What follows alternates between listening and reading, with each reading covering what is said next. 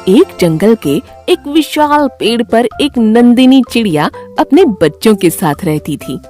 वह दिल की अच्छी थी, लेकिन थोड़ी सी आलसी थी। उसी पेड़ के नीचे एक रानी चींटी अपनी पूरी टोली के साथ बिल में रहती थी। रानी, मैं देखती हूँ तुम लोग दिन भर काम में लगे रहते हो। एक दाना पाने के बाद उसी को लेकर बिल में आ जाती हो। कुछ आराम भी कर लिया करो। नंदिनी बहन, हम लोग भविष्य के लिए खाने की व्यवस्था करते हैं। मौसम हमेशा एक सा नहीं होता। बचत बहुत जरूरी है और बचत के लिए मेहनत करनी ही पड़ती है। मैं तो तुम्हें भी राय दूंगी कि तुम आने वाले कल के लिए पहले से ही खाने दाने की बचत कर लिया करो। हमें जब भूख लगती है तब हम खाना खा लेते हैं और आराम करते हैं। इसके बाद कल की चिंता नहीं करते हैं। नंदिनी बहन, मान लो कल मौसम बिगड़ गया और तुम्हें बाहर जाने का मौका न मिला तो खाने पीने की व्यवस्था कैसे करोगी? हम पंछी हैं, जरा भी मौका मिला तो हम व्यवस्था कर ही लेते हैं। समय बीतता रहा। गर्मी के बाद बरसात का मौसम आने वाला था। आकाश में बादल उमड़ घुमड़ कर रहे थे। रानी चींटी ने पहले से ही अपने खाने की व्यवस्था शुरू कर दी थी। वे लगातार बाहर से अपना खाना लाकर बिल के अंदर इकट्ठा कर रही थीं। नंदिनी चिड़िया अपने चिड़ा और बच्चों के साथ आराम से अपने घोंसले में बैठी थी। यह रानी भी हमेशा परेशानी मोल लेते रहती है, खुद आराम नहीं करती और बाकी चींटियों को भी काम पर लगाए रखती है। अरे जरा से बादल क्या दिखे, ये सब चिंता में डूब गईं। अभी 2-4 दिन बाद बादल इकट्ठे होंगे, इसके बाद शायद बरसात हो सकती है। इस बीच लंबा समय है। रानी ने उनकी बात सुन ली और रुक गई। नंदिनी बहन, मौसम का कोई भरोसा नहीं होता। समय रहते अपनी तैयारी कर ली जाए तो उसमें बुराई ही क्या है। मैं तो कहती हूँ तुम भी अपने खाने की व्यवस्था कर लो। हाँ, 1-2 दिन के बाद विचार करूंगी। अभी 2 दिन पूरा आराम करने का इरादा है। आज करे सो कल करे, कल करे सो परसों। इतनी जल्दी क्या पड़ी है, जब जीना है बरसों। इस तरह चिड़ा ने भी नंदिनी चिड़िया का ही पूरा समर्थन कर दिया। दोनों आलस करके आराम करते रहे, बस खा लिया और खिला दिया। दाने की बचत कुछ भी नहीं की। दूसरे दिन सवेरे ही बादल गरजने लगे और देखते ही देखते बरसात शुरू हो गई। नंदिनी चिड़िया ने मौसम के बारे में ऐसी आशा नहीं की थी। अब वह बाहर भी नहीं जा सकती थी। तेज बरसात में खाने की कोई व्यवस्था नहीं हो सकती थी। पानी बरसता ही रहा। यह बरसात तो रुकने का नाम ही नहीं ले रही है। हम भूख बर्दाश्त कर लेंगे, लेकिन बच्चों का क्या होगा? रानी सही कह रही थी। हमने आलस के वशीभूत होकर उसकी बात नहीं मानी। अब क्या किया जाए, पानी रुकने वाला नहीं है। कुछ देर के बाद नंदिनी ने देखा कि चींटियों की लंबी कतार पेड़ पर चढ़ रही है। सभी चींटियों के मुंह में दाने थे। सबसे आगे रानी चींटी चल रही थी। वह सब दाने लेकर नंदिनी के घोंसले तक पहुंच गईं। सबने अपने दाने घोंसले में रखने शुरू कर दिए। चिड़ा और नंदिनी चिड़िया देखते ही रह गए। नंदिनी बहन, बच्चों को खिलाओ और आप लोग भी खाओ। आगे के लिए भी हमने पर्याप्त व्यवस्था कर दी है। समय मिलते ही बचत की व्यवस्था कर दो। हाँ रानी बहन, तुमने सही कहा था। हमें दाने और खाने की बचत करनी चाहिए थी। आज आलस के कारण मेरे पास कुछ भी नहीं रहा। यह तो तुम्हारी कृपा है जो हमें दाना नसीब हो गया। देखो बच्चे कितने प्यार से खा रहे हैं। अब मैं हमेशा समय रहते खाने की बचत करूंगी ताकि भविष्य में पछताना न पड़े। बहुत बहुत धन्यवाद। नंदिनी, हम तुम्हारे पड़ोसी हैं। पड़ोसी का साथ निभाना और उसकी मदद करना दूसरे पड़ोसी का धर्म होता है। मुझे इस बात की खुशी है कि तुम भविष्य में बचत के बारे में कदम उठाने के लिए तैयार हो गई हो। नंदिनी को रानी की बातें बहुत अच्छी लगीं और उस दिन से दोनों पक्की सहेली बन गईं। एक दिन एक छिपकली पेड़ के नीचे आ गई। वह आसपास कीड़े मकोड़ों को खा रही थी। वह रानी के बिल के पास पहुंच गई। नंदिनी ने उसे देख लिया। रानी, तुम बिल से बाहर मत निकलना और दूसरों को भी आने मत देना। बाहर एक छिपकली घात लगाकर बैठी है। मैं अभी उसका इंतजाम करती हूँ। नंदिनी अपने चिड़ा को लेकर नीचे उतर आई। हे छिपकली, लगता है तू भूलकर हमारी गली में आ गई। अब चुपचाप पतली गली से निकल जा, वरना ऊपर भेज दूंगा। यहाँ मेरी सहेली अपनी टोली और बच्चों के साथ रहती है। मैं तो यहाँ घूमने टहलने आई थी। कुछ देर बाद चली जाऊंगी। जोरों की भूख लगी है। पहले भूख मिटाऊंगी। भूख की बच्ची, भाग जा यहाँ से, वरना तेरे सर पर 100 छेद बना दूंगी। इतना कहकर चिड़ा और चिड़िया ने अपनी चोंच से छिपकली पर वार करना शुरू कर दिया। अरे बाप रे, मर गई रे, मेरे सर में सुई चुभा रही है, ये दोनों मिलकर मुझे मार ही डालेंगे, मुझे माफ करो भाई, मैं भाग रही हूँ। इतना कहकर छिपकली जो भागी कि भूल कर भी पीछे मुड़कर कभी नहीं देखा। रानी बहन, अब बाहर आ जाओ, मुसीबत भाग गई है, अब कभी लौट कर नहीं आएगी। अगर लौटने की सोचेगी भी ना तो उसे हमारी चोंच की मार याद आ जाएगी। बहुत बहुत धन्यवाद नंदिनी। अरे बहन, ये तो पड़ोसी का धर्म है। चलो, इसी बात पर मुंह मीठा होना चाहिए। रानी अपनी टोली के साथ शक्कर के दाने लेकर पेड़ पर आ गई और सभी ने बड़े प्यार से मुंह मीठा किया। इस तरह रानी और नंदिनी की दोस्ती हमेशा चलती रही। जंगल में सवेरे सवेरे हिरनी के रोने की आवाज सुनाई पड़ी। कुछ हिरन, भालू और बंदर इकट्ठा हो गए। हिरनी के दोनों बच्चों की लाशें सामने पड़ी थीं और उन्हें देख देखकर वो लगातार रोए जा रही थी। माँ हिरनी बोली, हाय राम, अब मैं क्या करूं? कहाँ जाऊं?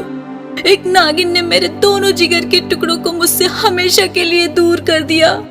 मेरा तो सब कुछ लूट लिया। अब मैं किसे प्यार करूंगी, किसे अपना दूध पिलाऊंगी? मेरे दोनों प्यारे लाडले ही मेरी दुनिया थे। अब कौन मुझे माँ माँ कहकर पुकारेगा? हे भगवान, अब मुझे भी मेरे बच्चों के पास बुला लो। एक हिरनी बोली, ऊपर वाले की मर्जी के सामने किसकी चलती है? वही देता है, वही लेता है। हम तो खिलाड़ी हैं, वही विजेता है। हमेशा उसकी मर्जी की ही जीत होती है। माँ हिरनी बोली, जब लेना ही था तो उसने दिया ही क्यों? एक झटके में सारी खुशियों को छीन लिया। भालू बोला, दोनों बच्चे एक साथ, ये सब कैसे हुआ? माँ हिरनी बोली, आज सवेरे सवेरे बच्चों ने दूध पिया और पास में झाड़ियों के पास खेलने लगे। अचानक एक जहरीली नागिन ने बड़े को डस लिया। बड़ा चिल्लाया तो छोटा भी उसके पास आ गया। छोटे ने गुस्से में नागिन को मारना चाहा तो जालिम नागिन ने उसे भी काट लिया और भाग गई। उस नागिन ने मेरे दोनों बच्चे मुझसे हमेशा के लिए छीन लिए। भालू बोला, बहन, ये तो बहुत बुरा हुआ। वैद्य काका आ गए हैं, वो दोनों बच्चों की नाड़ी देखना चाहते हैं। एक बंदर बोला, हाँ हाँ, देख लीजिए। एक बुजुर्ग भालू वैद्य ने दोनों बच्चों की नब्ज देखी और उन्होंने नकारात्मक इशारे से सर झुका दिया। माँ हिरनी उन्हें देखकर फिर से रोने लगी। दोनों मासूम बच्चों की लाश सामने पड़ी थी और ऐसा लग रहा था जैसे दोनों सो रहे हों। मौत ने तो उन्हें हमेशा के लिए सुला ही दिया था। आसपास सभी जानवरों की आंखें नम हो गई थीं। एक हिरनी बोली, हम लोगों की भी क्या किस्मत है, हमेशा मौत के साए में जीते रहते हैं। कोई नहीं जानता कि किस रूप में मौत आएगी और किस को ले जाएगी। मौत कभी भी किसी की भी गोद सूनी कर देती है और किसी को भी अनाथ बना देती है। दूसरी हिरनी बोली, बहन, हिम्मत से काम लो। सभी जानवर हमदर्दी दिखाकर चले गए। हिरनी बेचारी न भूलने वाले दुख के साथ सिसकती पड़ी रही। वो कुछ खा पी नहीं रही थी। एक हाथी उसके पास आया। हिरनी बहन, कब तक ऐसे करोगी? अब कुछ खा पी लो। ईश्वर तुम्हें सब कुछ सहने की शक्ति भी दे, यही मेरी प्रार्थना है। ये लो, कुछ चारा लाया हूं, खा लो। हाथी के बहुत जिद करने के बाद हिरनी ने कुछ चारा खाया और चुपचाप बैठ गई। उसे बार बार अपने दोनों बच्चों का ही ख्याल आ जाता था। कुछ दिन बीत गए। अचानक उसी झाड़ी से कुछ नागिन के बच्चे बाहर आ गए। एक गोरिल्ला की नजर उन नागिन के बच्चों पर पड़ गई। वो डंडा लेकर उन्हें मारने के लिए आगे आ गया। नागिन भी आगे निकल आई। नागिन बोली, ए गोरिल्ला भाई, ये मेरे बच्चे हैं, मेरे जिगर के टुकड़े हैं, इन्हें मत मारो, मैं तुम्हारे आगे हाथ जोड़ती हूँ। गोरिल्ला बोला, जहरीली नागिन, मैं तुझे भी मौत के घाट उतार दूंगा और तेरे बच्चों को भी मार दूंगा। तुम लोग अपने जहर से दूसरे को मारते हो, दूसरों की दुनिया उजाड़ते हो। गोरिल्ला को डंडा लेकर खड़े देखकर माँ हिरनी समझ गई कि अब नागिन और उसके बच्चों की खैर नहीं है। नागिन स्वयं को बचाकर भाग जाएगी, लेकिन उसके बच्चे बच नहीं पाएंगे। बच्चों की मौत का आघात बहुत ही दुखदाई होता है। माँ हिरनी गोरिल्ला के सामने आकर खड़ी हो गई और बोली, गोरिल्ला भाई, इन बच्चों को मत मारो, इन्हें छोड़ दो। एक माँ सब कुछ सह सकती है, लेकिन बच्चों का हल्का सा भी दर्द नहीं सह सकती। गोरिल्ला बोला, हिरनी बहन, क्या तुम भूल गई कि इस नागिन ने तुम्हारे दोनों बच्चों को डसकर मौत की नींद सुला दिया था, तुम्हें दुख के सागर में गिरा दिया था। तुम उसके ही बच्चों को बचाना चाहती हो? माँ हिरनी बोली, हाँ, मैं इसके बच्चे को बचाना चाहती हूँ। डसना तो नाग नागिन का स्वभाव है। नागिन बहन, अपने बच्चों को यहाँ से हटा दो। मैं नहीं चाहती कि उन पर कोई खतरा आए। नागिन बोली, मुझे माफ कर दो बहन, मेरे कारण तुम्हारी गोद सूनी हो गई। मैं तुम्हारे सामने प्रस्तुत हूँ, मुझे मारकर अपना बदला पूरा कर लो। माँ हिरनी बोली, भाई गोरिल्ला, अब मेरे और नागिन के बीच में सारा मामला आ गया है। अब मैं इसे इसके किए की सजा दूंगी। नागिन बोली, हाँ बहन, मैं किसी भी सजा को भोगने के लिए तैयार हूँ। मेरा सर तुम्हारे सामने झुक गया है। माँ हिरनी बोली, मैं जो भी कहूँगी उसका तुम्हें पालन करना होगा।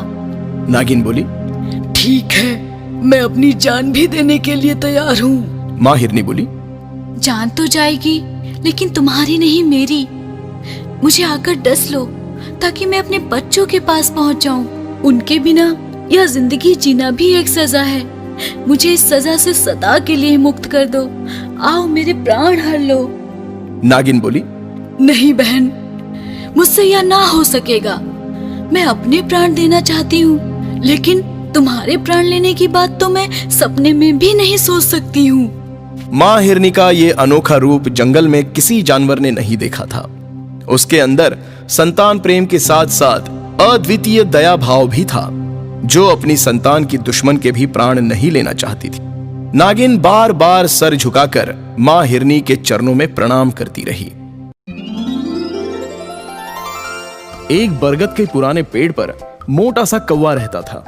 वो दिन भर कांव कांव करता, आलस करके बैठा रहता और चोरी करके अपना पेट भरता। उसका घोंसला भी कई जगह से टूटा हुआ था। उसके पास ही एक छोटा कबूतर रहता था। वो बड़ा मेहनती और नेक था। उसने अपने घोंसले को भी बहुत ही शानदार ढंग से बना रखा था। वो हर पक्षी की मदद करता था। कबूतर कौवे को अक्सर अच्छी राय ही देता था, मगर कौवा उसकी बात सिर्फ सुन लेता था। कौवा भाई, आकाश में बादल इकट्ठे हो रहे हैं, बीच में तूफान का भी अंदेशा है। क्या तुमने अपने घोंसले के हालात के बारे में भी सोचा है? सही कह रहे हो भाई, सोच रहा हूँ 2-3 दिन में घोंसले की दुरुस्ती होनी चाहिए। मौसम जैसा भी हो, उससे अपनी दोस्ती होनी चाहिए।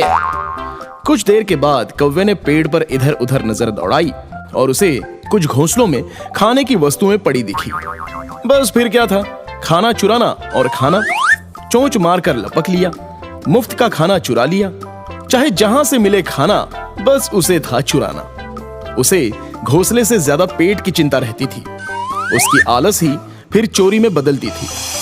3 दिन बीत गए और कौवा आलस करके बैठा ही रहा। बीच में कुछ तेज हवा चली और कौवे के दिमाग में मच गई खलबली। उसका आधा घोंसला देखते ही देखते उड़ गया। कौवा सर पकड़कर बैठ गया। अरे कौवा भाई, लगता है मेरी बात समझ नहीं आई। अब घोंसला कहाँ से आएगा? लगता है जो बचा है वह भी जाएगा। 3 दिन बीत चुके हैं और तुम हाथ पे हाथ धरे बैठे हो। बात तो तुम्हारी सही है, अच्छे समय पर कही है। अब तो कुछ करना ही पड़ेगा। घोंसला जो नहीं है तो निकलना ही पड़ेगा। कौवे ने इधर उधर हाथ पैर चलाए, कुछ टूटे फूटे तिनके जुटाए। घोंसला बनने लगा और पानी बरसने लगा। वो परेशान हो उठा और कबूतर की ओर आशा भरी नजरों से देखने लगा। अब देख क्या रहे हो? मेरे घोंसले में जल्दी से चले आओ। भीगो मत, यहाँ आकर पंख सुखाओ। देखा, आलस का नतीजा इसी तरह पाओगे। अब संभल भी जाओ, वरना बहुत पछताओगे। कौवा कूदकर कबूतर के शानदार घोंसले में आ गया। कुछ देर के बाद बरसात थम गई। कबूतर ने अपना प्रयास जारी किया और देखते ही देखते एक छोटा सा प्यारा सा घोंसला बना दिया। कौवा फिर आलसी की तरह कबूतर के ही घोंसले में बैठा रह गया। फिर से बरसात शुरू हो गई। अब कौवा कबूतर द्वारा बनाए हुए अपने घोंसले में सुरक्षित बैठा था। कौवा भाई, समय मिलेगा तो मैं तुम्हारे घोंसले को और बड़ा बनाऊंगा। तुम्हें भी जुड़ना होगा, वरना अकेले में क्या कर पाऊंगा। बात तो सही कह रहे हो भाई। हमेशा सही सही कहने के बाद तुम्हारे हाथ में दही जम जाता है। कौवा बोला, बात सही है।